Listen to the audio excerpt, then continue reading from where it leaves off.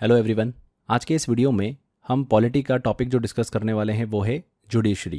देखिए फ्रेंड्स, हमने president vice president वाला लेक्चर जो डिस्कस किया था एंड गवर्नर एंड सीएम वाला, उन दोनों ही पार्ट में हमने जुडिशरी को लेकर बात करी थी कि इसको हम एक सेपरेट लेक्चर में डिस्कस करेंगे। तो जुडिशरी न्यायपालिका वाला जो टॉपिक है वो बेसिकली दो पार्ट में डिवाइडेड होता है, यूनियन जुडिशरी और स्टेट जुडिशरी। सुप्रीम कोर्ट हम पढ़ते हैं सेपरेट एक यूनियन जुडिशरी के अंतर्गत। अगर हम स्टेट जुडिशरी की बात करें जिसमें high court and district court के बारे में हम पढ़ते हैं, तो इन दोनों टॉपिक को हम सेपरेट पढ़ने की बजाय एक ही लेक्चर में कंप्लीट करेंगे, जो कि हमारा कंप्लीट लेक्चर बनेगा जुडिशरी का। ओके, पार्ट 5 में भी और पार्ट 6 में भी जुडिशरी हमको देखने को मिलती है, तो अलग अलग ना पढ़ते हुए एक कॉमन लेक्चर में हम इसको पढ़ रहे हैं। क्लियर? तो ये तो हमको क्लियर हो गया कि जुडिशरी वाला जो टॉपिक हम पढ़ने वाले हैं इसको हम दो फेज में, दो पार्ट में पढ़ेंगे, एक ही लेक्चर में पढ़ेंगे। एक होगा यूनियन जुडिशरी और दूसरा होगा स्टेट जुडिशरी। इंपॉर्टेंट टॉपिक है। मैं आपको सभी महत्वपूर्ण जो भी इंपॉर्टेंट आर्टिकल है वो बताऊंगा जो एग्जाम में पूछे जाते हैं। अब पहले देखिए जुडिशरी क्या है उसको हम समझते हैं, एग्जाम्पल से समझते हैं। जुडिशरी क्या होती है? देखिए, जैसे कि एक परिवार होता है, एक परिवार के अंदर पिता, माता और बच्चा होता है। उसी प्रकार से हमारे देश में भी जो जुडिशरी होती है, न्यायपालिका होती है, वो भी इसी तरीके से रहती है। जैसे कि घर का मुखिया कौन होता है? पिता होता है। उनका डिसीजन जो होता है वो अंतिम होता है। वैसे ही भारत में सुप्रीम कोर्ट होता है, जिनका डिसीजन जो होता है वो सर्वपल्ली होता है, मतलब सर्वोच्च होता है, अंतिम होता है। जैसे घर में पिता के बाद माता का नंबर आता है, फिर बच्चे का नंबर आता है, वैसे हमारे देश में न्यायपालिका जुडिशरी की बात करें तो उस पॉइंट ऑफ व्यू से देखें तो सुप्रीम कोर्ट के बाद में हाई कोर्ट का नंबर आता है और फिर डिस्ट्रिक्ट कोर्ट का नंबर आता है। ओके, तो ये एक इनका सिक्वेंस है जो कि आपको समझ में आया होगा। सबसे पहले हम बात करते हैं फ्रेंड्स जुडिशरी ऑफ यूनियन की, संघ की न्यायपालिका, जो कि हमारे संविधान के आर्टिकल 124 से 147 के बीच में बताए गए हैं। 124 से 147 आर्टिकल के बीच में जुडिशरी ऑफ यूनियन को बताया गया है। जो यूनियन जुडिशरी होती है, यूनियन की जुडिशरी होती है, वो सुप्रीम कोर्ट से चलाई जाती है। देखिए, आर्टिकल 124 आता है सबसे पहले, और one of the most article है ये। इस आर्टिकल में यह बताया गया है कि इंडिया का एक सुप्रीम कोर्ट होगा जिसमें एक चीफ जस्टिस होगा और 33 अदर जजेस होंगे। कितने? 33। और जो सुप्रीम कोर्ट होगा उसके सभी जजेस की अपॉइंटमेंट जो है वो किसके द्वारा की जाएगी? प्रेसिडेंट के द्वारा की जाएगी। किसके द्वारा? प्रेसिडेंट के द्वारा। ओके, चीफ जस्टिस की जो अपॉइंटमेंट की जाती है वो प्रेसिडेंट के द्वारा की जाती है प्राइम मिनिस्टर की सलाह पर। और जो अदर जजेस होते हैं उनकी अपॉइंटमेंट जो होती है वो प्रेसिडेंट के द्वारा ही की जाती है, but chief justice of India की एडवाइस से की जाती है। ठीक है, अब हम आगे देखेंगे कि सुप्रीम कोर्ट के जज बनने की एलिजिबिलिटी क्या होती है। तो एलिजिबिलिटी ऑफ सुप्रीम कोर्ट जज, तो पहला तो ये कि उसको इंडिया का सिटीजन होना चाहिए। सिटीजन की एज जो होती है वो 65 ईयर से कम होनी चाहिए। मिनिमम 5 साल तक हाई कोर्ट का या तो वो जज रहा हो या फिर उसने मिनिमम 10 साल तक हाई कोर्ट में वकालत मतलब एडवोकेसी करी हो। अगर कोई इंडियन सिटीजन सुप्रीम कोर्ट का जज बनता है तो उसके रिटायर होने के बाद वो इंडिया में कहीं भी वकालत मतलब एडवोकेसी नहीं कर सकता। तो ये बताया गया है आर्टिकल 124 में। ध्यान रखिएगा, बहुत इंपॉर्टेंट है। भारत का एक सुप्रीम कोर्ट होगा, एक चीफ जस्टिस होगा और 33 अदर जजेस होंगे, और इनकी अपॉइंटमेंट जो है वो प्रेसिडेंट के द्वारा की जाती है, राष्ट्रपति के द्वारा की जाती है। किसकी सलाह पर की जाती है ये भी हमने डिस्कस किया। इसके अलावा एलिजिबिलिटी को भी डिस्कस किया। क्या एलिजिबिलिटी होना चाहिए?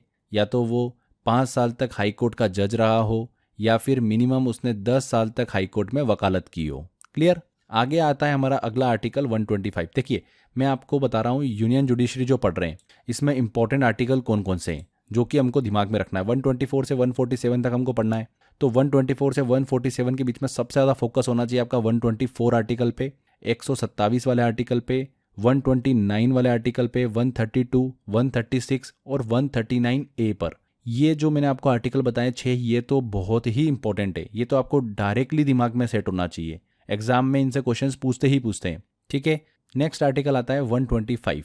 इस आर्टिकल में सुप्रीम कोर्ट के जज के जो वेतन और भत्ते होते हैं उनके बारे में बताया गया है। सैलरी और जो उनको अलाउंस मिलते हैं उनके बारे में बताया गया है। इंडिया में चीफ जस्टिस ऑफ इंडिया की बात करें तो उसका वेतन कितना होता है? 2.8 लाख रुपीज़ होता है, 2,80,000 रुपये। और जो अदर जजेस होते हैं सुप्रीम कोर्ट में उनका वेतन भत्ता कितना होता है? 2,50,000 रुपये होता है। सुप्रीम कोर्ट में जज की अपॉइंटमेंट के बाद वेतन और भत्तों में कोई कमी नहीं की जा सकती है। तो ये था हमारा आर्टिकल 125 जो कि सुप्रीम कोर्ट के जजेस के वेतन और भत्ते से रिलेटेड है, उनकी सैलरी और अलाउंसेस से रिलेट करता है। नेक्स्ट आता है आर्टिकल 126। इस आर्टिकल में ये बताया गया है कि अगर chief justice of India absent होता है तो सुप्रीम कोर्ट का जो अगला सीनियर मोस्ट जज होगा वो उनका कार्यभार जो होगा वो संभालेगा। ठीक है, नेक्स्ट आता है 127, बहुत ही इंपॉर्टेंट है। देखिए, इस आर्टिकल के तहत अगर किसी विशेष कारण से सुप्रीम कोर्ट में न्यायाधीशों की संख्या पर्याप्त नहीं है, 33 अदर जजेस हो सकते हैं चीफ जस्टिस ऑफ इंडिया के अलावा, और अगर 33 नहीं है उस दौरान सुप्रीम कोर्ट का कामकाज प्रभावित होगा, ऑब्वियस सी बात है। तो चीफ जस्टिस ऑफ इंडिया किसी भी उच्च न्यायालय जो होता है, मतलब हाई कोर्ट जो होता है, उसके न्यायाधीश मतलब जजेस को सुप्रीम कोर्ट में टेम्पररी रूप से क्या कर सकता है, नियुक्त कर सकता है, अपॉइंट कर सकता है, जिससे कि कामकाज जो है वो प्रभावित ना हो सुप्रीम कोर्ट का। और ये जो अपॉइंटमेंट नियुक्ति होती है ये चीफ जस्टिस ऑफ इंडिया की सलाह पर राष्ट्रपति की मंजूरी से होती है। तो ये 127 आर्टिकल बहुत ही इंपॉर्टेंट है, इसको आपको दिमाग में रखना है। इसके बाद आर्टिकल 128 की तरफ चलते हैं, जो कि भारत के संविधान का एक प्रावधान है जो सुप्रीम कोर्ट में न्यायाधीश जो हैं, जजेस जो हैं, उनकी नियुक्ति से संबंधित है, अपॉइंटमेंट से संबंधित है। अगर सुप्रीम कोर्ट में किसी जज की आवश्यकता हो और मौजूदा जो जजों की संख्या है वो पर्याप्त ना हो, तो एक रिटायर्ड जज को भी बुलाया जा सकता है सुप्रीम कोर्ट में, ताकि वह सुप्रीम कोर्ट में बैठकर मामलों की सुनवाई कर सके। ये बताया गया है आर्टिकल 128 में, और ये चीफ जस्टिस ऑफ इंडिया की सहमति से ही संभव होता है। इसमें जो रिटायर्ड जज होता है वो इस कार्य के लिए अपनी सहमति दे, और इसके लिए राष्ट्रपति जो है प्रेसिडेंट, उसके द्वारा आदेश जारी किया जाए। उस कंडीशन में सुप्रीम कोर्ट में उसको नियुक्त करके सुनवाई की जा सकती है अलग अलग मामलों पर। अगला आर्टिकल आता है हमारा 129 आर्टिकल, 129 आर्टिकल। देखिए, आर्टिकल 129 क्या बोलता है कि सुप्रीम कोर्ट एक कोर्ट ऑफ रिकॉर्ड है, और सभी हाई कोर्ट की ये ड्यूटी है कि वे सुप्रीम कोर्ट द्वारा दिए गए डिसीजंस को फॉलो करे। तो ये आर्टिकल 129 है। आर्टिकल 130 की बात करें तो ये आर्टिकल ये बताता है कि सुप्रीम कोर्ट हमेशा नेशनल कैपिटल या फिर प्रेसिडेंट ऑफिस के पास ही होना चाहिए। इसीलिए सुप्रीम कोर्ट जो है भारत का कहाँ पर है, दिल्ली में है। ओके, नेक्स्ट आर्टिकल पे चलते हैं जो कि बहुत इंपॉर्टेंट है, आर्टिकल 132। आर्टिकल 132 क्या कहता है कि अगर किसी व्यक्ति को हाई कोर्ट का डिसीजन गलत लगता है और वो मैटर जो है वो संविधान मतलब कॉन्स्टिट्यूशन के इंटरप्रिटेशन मतलब व्याख्या से जुड़ा हुआ है, तो उस व्यक्ति को सुप्रीम कोर्ट में अपील करने का अधिकार मिल सकता है। जब किसी केस में हाई कोर्ट का फैसला कॉन्स्टिट्यूशन के किसी रूल को समझाने के तरीके पर होता है, और अगर किसी को लगता है कि वह फैसला सही नहीं है, तो वह उस डिसीजन के अगेंस्ट सुप्रीम कोर्ट में अपील कर सकता है। ये बोलता है आर्टिकल 132। पर इसमें यहाँ पर एक केस बहुत इंपॉर्टेंट है कि वो मैटर जो है वो संविधान के इंटरप्रिटेशन मतलब व्याख्या से रिलेटेड हो।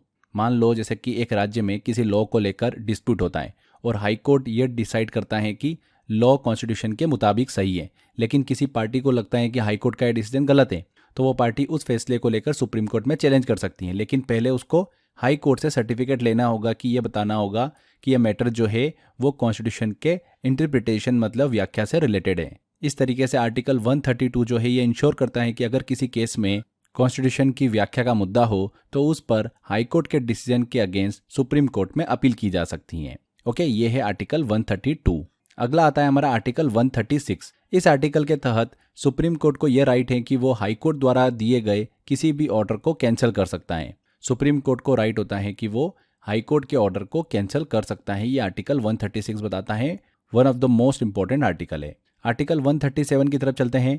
इस आर्टिकल में सुप्रीम कोर्ट को ये राइट है कि वो अपने द्वारा दिए गए डिसीजन पर रिकंसिडरेशन कर सकता है। इसको समझते हैं, अगर सुप्रीम कोर्ट ने किसी मामले में एक जजमेंट दिया और बाद में किसी पक्ष को लगता है कि उस फैसले में कोई गलती है या फिर कुछ महत्वपूर्ण तथ्यों को ध्यान में नहीं रखा गया है, तो सुप्रीम कोर्ट उस निर्णय पर दोबारा विचार कर सकता है। रिकंसिडरेशन का मतलब होता है कि सुप्रीम कोर्ट अपने पहले दिए गए फैसले को फिर से देख सकता है और अगर उसे लगता है कि कोई गलती हुई है तो उस फैसले को वो बदल सकता है या फिर उसमें सुधार कर सकता है। ये एक विशेष अधिकार है जो कि सिर्फ सुप्रीम कोर्ट के पास ही होता है। पास्ट में आर्टिकल 137 के अंतर्गत सुप्रीम कोर्ट ने कई बार अपने फैसलों पर पुनर्विचार मतलब रिकंसिडरेशन किया है। इनमें सबसे इंपॉर्टेंट मामला एक आता है केशवानंद भारती केस 1973। इस मामले में सुप्रीम कोर्ट ने एक बहुत ही महत्वपूर्ण फैसला दिया था जिसे हम बेसिक स्ट्रक्चर डॉक्ट्रिन के नाम से जानते हैं। इस फैसले में यह कहा गया था कि संसद को संविधान में संशोधन करने का अधिकार है, लेकिन संविधान के मूल ढांचे मतलब बेसिक स्ट्रक्चर को बदला नहीं जा सकता। इस मामले पर कई बार पुनर्विचार याचिका जो है रिकंसिडरेशन पिटीशन जो है वो दायर की गई, जिसमें इस निर्णय पर पुनर्विचार करने की मांग की गई थी। लेकिन सुप्रीम कोर्ट ने अपने निर्णय पर कायम रहते हुए ये कहा कि संविधान के मूल ढांचे को कोई भी नहीं बदल सकता। तो समझ में आया आपको। आर्टिकल 137 सुप्रीम कोर्ट को ये राइट है कि वो अपने द्वारा दिए गए डिसीजन पर रिकंसिडरेशन कर सकता है। आगे बढ़ते हैं, आर्टिकल 138 की तरफ चलते हैं।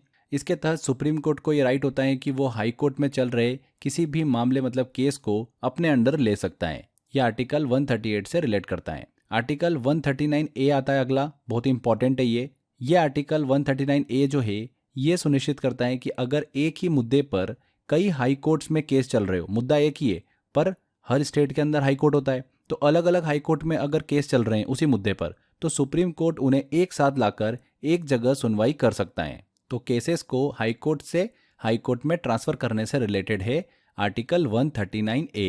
ये भी बहुत ही इंपॉर्टेंट है, एग्जाम में पूछा जाता है। नेक्स्ट है आर्टिकल 146। इसमें यह बताया गया है कि सुप्रीम कोर्ट में सभी रिक्रूटमेंट जो होगी, भर्तियां जो होगी, वो चीफ जस्टिस के द्वारा ही ऑपरेट की जाती है। तो ये हमने आर्टिकल 124 से लेकर आर्टिकल 147 के बीच के सभी महत्वपूर्ण आर्टिकल को डिस्कस किया है। ये हमारा जुडिशरी वाले लेक्चर का पहला फेज जो है वो कंप्लीट होता है यूनियन की जुडिशरी, मतलब संघ की न्यायपालिका, ओके, जिसमें हमने सुप्रीम कोर्ट वाले पार्ट को अच्छे से डिस्कस किया है। अब देखिए 147 के बाद जस्ट इससे लगा हुआ आर्टिकल आता है 148। इसको हम अलग से नहीं पढ़ेंगे, इसी में साथ में कवर करेंगे हम इसको। 148 आर्टिकल जो है ये CAG से रिलेटेड है, controller and auditor general of India से रिलेटेड है, तो इसको भी हम कवर कर लेते हैं। CAG जो होता है, देखिए वो क्या होता है, वो इंडियन गवर्नमेंट की इनकम और एक्सपेंडिचर के इंस्पेक्शन के लिए सबसे बड़ा ऑफिसर होता है। CAG अपने इंस्पेक्शन की रिपोर्ट को पार्लियामेंट में पेश करता है और इंडिया में CAG की अपॉइंटमेंट जो है वो किसके द्वारा की जाती है, प्रेसिडेंट के द्वारा की जाती है। CAG जो होता है वो अपना त्यागपत्र जो होता है, रेजिग्नेशन लेटर जो है वो प्रेसिडेंट को देता है और इसकी सर्विसेज का टेन्योर जो होता है वो 6 साल होता है या फिर 65 ईयर की आयु तक, एज तक। क्लियर। तो आर्टिकल 148 जो है ये CAG से रिलेटेड है, controller and auditor general of India. ये जरूर ध्यान रखिएगा, CAG अपना त्यागपत्र जो है वो प्रेसिडेंट को देता है और प्रेसिडेंट ही CAG की अपॉइंटमेंट जो है वो करता है। इंडियन गवर्नमेंट के इनकम एंड एक्सपेंडिचर के इंस्पेक्शन के लिए सबसे बड़ा ऑफिसर होता है CAG, और CAG अपनी इंस्पेक्शन की रिपोर्ट जो है वो कहाँ पर पेश करता है, पार्लियामेंट में पेश करता है। आपको पता है भारत के पहले कंट्रोलर एंड ऑडिटर जनरल कौन थे, CAG कौन थे, V नरहरि राव थे। उन्होंने 1948 में भारत के पहले CAG के रूप में कार्यभार संभाला था। क्लियर।